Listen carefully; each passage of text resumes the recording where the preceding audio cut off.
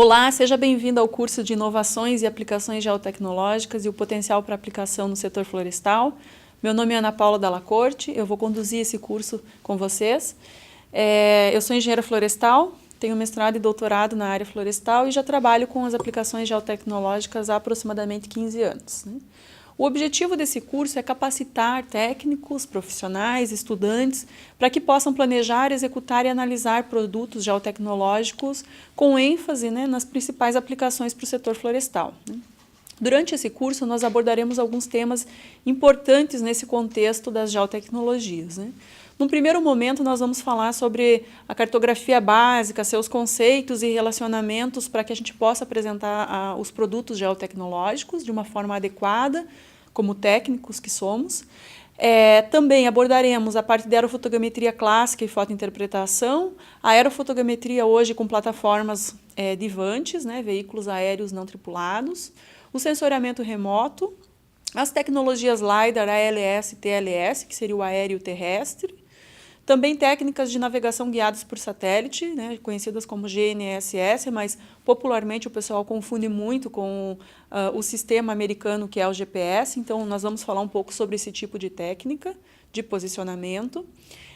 Falaremos também sobre sistemas de informação geográfica, suas principais aplicações para as análises florestais e também sobre as ferramentas geoestatísticas. Por fim, nós faremos algumas exemplificações mais práticas da aplicação e da integração de todas essas técnicas para a geração de produtos florestais. Para iniciar a nossa primeira aula, eu gostaria de trazer a vocês um contexto de onde a geotecnologia se insere no setor florestal. Então, nós temos muitas atividades, da parte civicultural, da parte do manejo propriamente dito, da decisão sobre a intervenção nos ambientes florestais, da parte de subsídio, por exemplo, para informações para colheita, toda a parte de planejamento de curto, médio e longo prazo. E todas essas áreas hoje, elas interagem muito com informações que estão, então, presentes dentro de um banco de dados e que também são construídas com base em informações espacializadas. Então, muitas vezes, as informações dos mapas, das imagens, complementam as informações contidas nos bancos de dados, interagem com eles, para poder sempre termos, então, informações mais precisas para a tomada de decisão em todas essas esferas que eu já acabei de mencionar, seja no manejo, seja num planejamento mais tático, num planejamento mais operacional, em planejamento de médio, curto e longo prazo, nas ferramentas silviculturais e decisões silviculturais, no subsídio da colheita, no subsídio do planejamento e execução dos inventários florestais, e tudo isso interagindo de uma maneira bastante rápida nos dias de hoje. A gente vê que as ferramentas já nos permitem a atualização de forma bastante rápida e bastante precisa entre todas essas frentes de trabalho que necessitam dessas informações geotecnológicas. Então, de um modo geral, nós vamos falar muito sobre as geotecnologias aplicadas a esse contexto. E quando a gente fala de geotecnologias, vocês podem pensar, mas do que especificamente a gente está falando? Na verdade, nós estamos falando de uma grande quantidade de técnicas que estão aí hoje disponíveis para o levantamento da informação georreferenciada. Então, a gente está falando de aerofotogrametria, seja da clássica ou seja daquela obtida hoje com plataformas não tripuladas, seja de levantamentos, por exemplo, com tecnologias laser, LiDAR, seja radar, seja navegações guiadas por satélite, seja análises desenvolvidas dentro de sistemas de informação geográfica, entre outros, videografias e assim por diante. E, de um modo geral, hoje a gente percebe que há uma certa tendência em viabilizar análises e disponibilizar essas análises e seus produtos e resultados em plataformas onde toda a nossa equipe possa ter acesso a isso de uma maneira rápida, facilitada, e muitas vezes remota.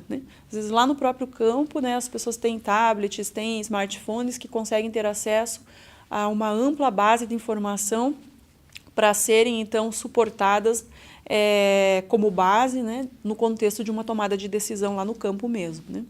Então, nesse contexto, a gente está falando assim de uma grande quantidade de técnicas, das suas integrações, cada uma trazendo talvez informações da sua melhor plenitude, da sua melhor utilização, né, para compor uma análise geral, uma análise global que vai expressar então uma informação para uma tomada de decisão no contexto do manejador, do gestor de florestas. Para iniciar esse curso, eu gostaria também de trazer alguns exemplos práticos de aplicação para instigar vocês a perceberem, né, situações importantes que nós podemos resolver com a aplicação de técnicas como essas, né, no nosso dia a dia. Então, aqui é um exemplo de aplicação de imagens obtidas com vantes, né, com câmeras aéreas passivas, né, onde a gente tem a possibilidade, então, de identificação de indivíduo por indivíduo presente dentro do nosso talhão. Ou então, aplicação, por exemplo, de técnicas de amostragem sobre essas imagens, também realizando, por exemplo, contagens, né? Hoje tem assim, um certo direcionamento em várias frentes de trabalho no Brasil e fora dele, né? Pelo desenvolvimento de algoritmos que façam essas contagens de forma mais automatizada, né? Recentemente a gente teve um algoritmo aqui no Brasil publicado agora em junho de 2018, né? Demonstrando a aplicação dessa técnica de uma forma bastante assertativa, né? Sobre imagens como essa na identificação de indivíduos, na contagem de indivíduos, né? Se vocês tiverem interesse, quiserem conhecer um pouquinho mais, também podem me escrever que eu posso encaminhar o trabalho para vocês, né? Outros exemplos práticos de aplicação, agora de imagens de satélites obtidas então com sensores remotos, né? Imagens passivas também, né? Que vão armazenar então faixas do espectro eletromagnético, geralmente RGB, né? A região do visível, e mais a região do infravermelho, também sendo bastante comum na utilização e no processamento de índices de vegetação, como é o caso do SAV, né? Mas a gente tem vários outros índices de vegetação, NDVI, EVI, razão simples de bandas e assim por diante. Então, nesse caso específico, foi construído um índice de vegetação, que é o SAV, e foi feita uma correlação em termos de estoque, produção volumétrica numa determinada área, né? Versus resposta desse determinado índice naqueles limites. E foi desenvolvido, por exemplo, uma equação que expressa, a partir dos coeficientes que foram ajustados, expressa essa produção, né? Pode ser uma produção momentânea, um estoque apenas, ou pode ser uma dinâmica de produção, né, ao longo do tempo, à medida que a gente tenha, então, amostras, que são as nossas parcelas permanentes, por exemplo, né, que possam vir, então, a calibrar esse tipo de tecnologia. É importante ressaltar que hoje nós temos sistemas, né, de sensores remotos que possibilitam a disponibilização de imagens diárias das nossas áreas de interesse, né? E isso, então, poderia ser assim, uma coisa bastante interessante se nós pensarmos em, quem sabe, selecionar uma imagem por mês de todas as nossas áreas e fazer com que essa imagem possa ser trabalhada, né, para a geração, por exemplo, de um índice de vegetação de toda a nossa área de interesse e, consequentemente, depois o desenvolvimento de um modelo para mostrar, por exemplo, estoques, né? Se você pensar, por exemplo, num planejamento de médio prazo, longo prazo, né, uma informação como essa pode subsidiar em muito, né, o planejamento da produção de uma empresa florestal, né? Um outro exemplo de aplicação bastante interessante, né, diz respeito à aplicação das técnicas de laser, né?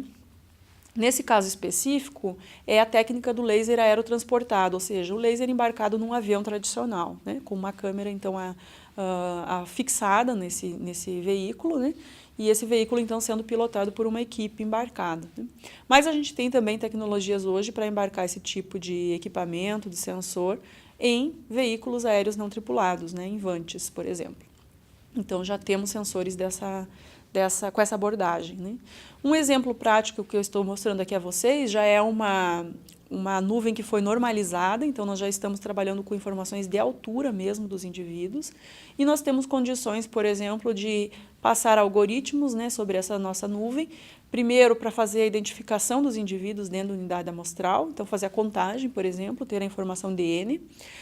Num segundo momento, ter a informação também da altura de cada um desses indivíduos, né? E, consequentemente, ter uma informação média da unidade amostral, ter informações em relação a fatiamentos dessa minha nuvem, então, por exemplo, percentis de altura, desvios de altura, e muitas vezes essas variáveis elas se correlacionam muito bem com a expressão de algumas variáveis do povoamento, como é o caso, por exemplo, da área basal, como é o caso da volumetria, né? Então, a gente já tem alguns trabalhos publicados com isso aqui para as florestas brasileiras, plantios florestais brasileiros, né?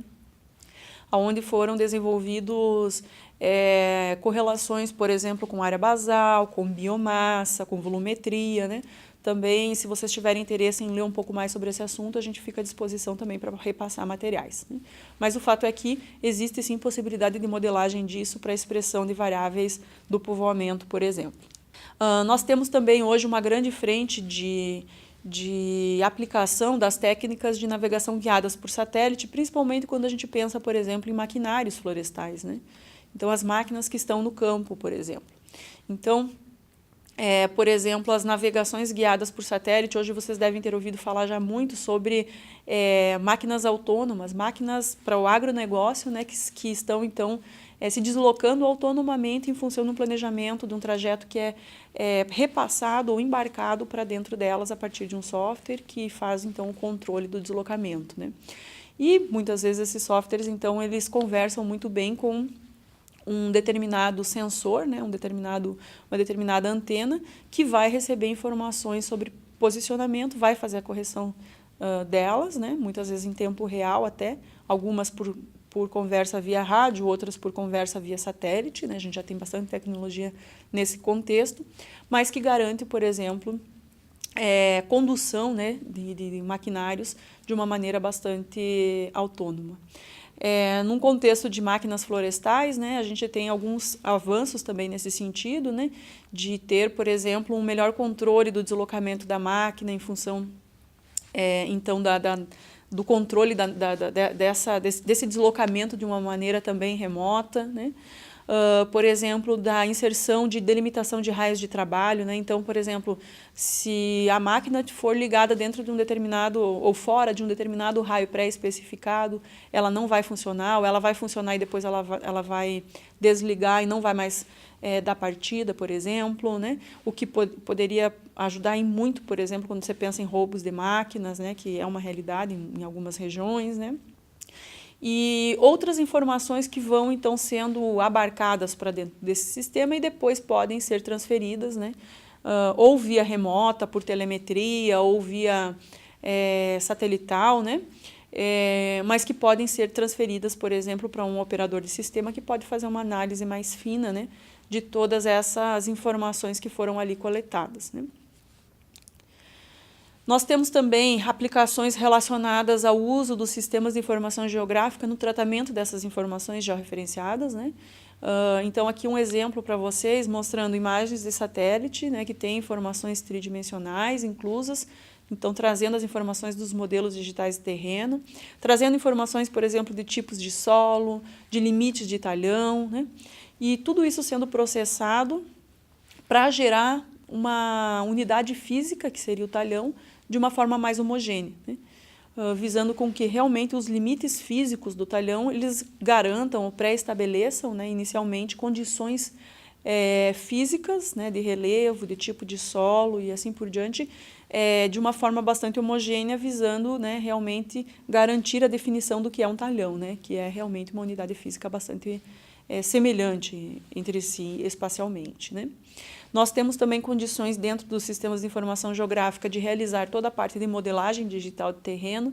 Então, o uso, por exemplo, de imagens coletadas, né, via radar interferométrico, por exemplo, lá da NASA, né, o SRTM, né, que tem informação de altitude armazenada no pixel da imagem, né, e a partir do momento que eu tenho condições de resgatar essa informação, eu consigo gerar os modelos digitais de terreno com elevação de cada um desses espaços territoriais, né?